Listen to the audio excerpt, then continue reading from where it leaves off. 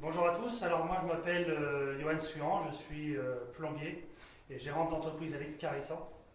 Pour expliquer un petit peu mon parcours, en fait je viens d'un cursus tout à fait classique. J'étais au collège et rapidement au collège j'ai rencontré un peu des difficultés sur l'aspect un peu matière générale, et j'étais beaucoup plus manuel et un peu agité.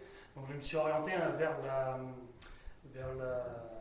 métier manuel qui est le métier de l'industriel, c'est-à-dire dans la maintenance industrielle pendant 3 ans. Et le fait d'être enfermé, toujours pareil, je me sentais un peu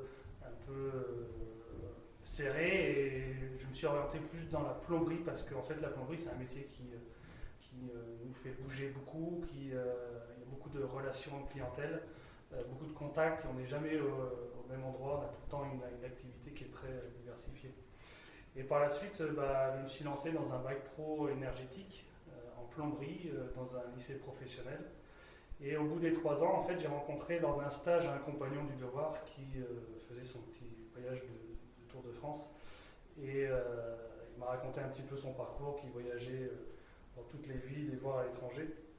Et là, 3 mois après, j'ai pris la décision, je suis allé voir mes parents et je leur ai dit, écoutez, je m'en vais. Et je pars sur le Tour de France. Donc là, j'ai choisi de partir sur le Tour de France. J'ai voyagé dans 4-5 villes. J'ai fait La Rochelle, Toulouse, Bordeaux, Cannes.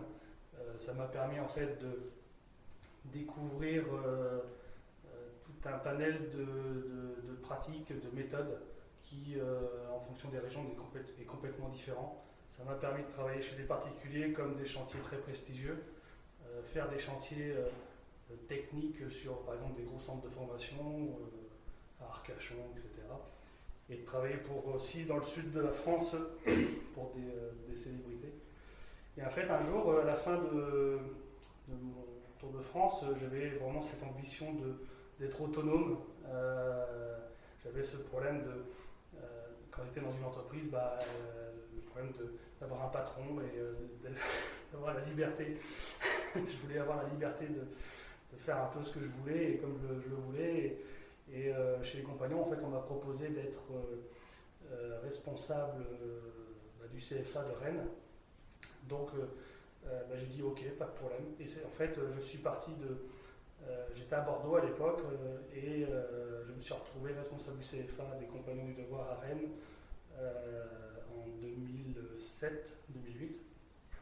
Et j'ai fait cette mission pendant 4 ans. Et comment je suis devenu chef d'entreprise?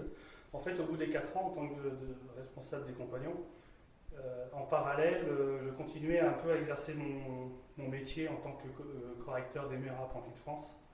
Et c'est à ce moment-là où j'ai rencontré le gérant de la société que j'ai repris actuellement. Donc j'avais 28 ans et du coup la connexion s'est très bien faite. Et c'était une petite entreprise qui avait 3 salariés. Il y avait sa femme, il y avait le patron, un électricien et un plombier. Donc de fil en aiguille, on a fait connaissance, on s'est entendu et j'ai repris cette société. Forcément, il a fallu que je me remette sur le chantier parce que pendant 4 ans, j'étais dans les bureaux. Et donc ça m'a permis d'exercer, d'être en contact avec les clients, d'être autonome et de pouvoir lancer des projets par rapport à mes ambitions. Et par la suite, donc à 28 ans, j'ai repris cette entreprise en 2010. Et là, ça va faire 11 ans, 12 ans que j'ai repris la société. Et là, aujourd'hui, on est un peu plus d'une quinzaine.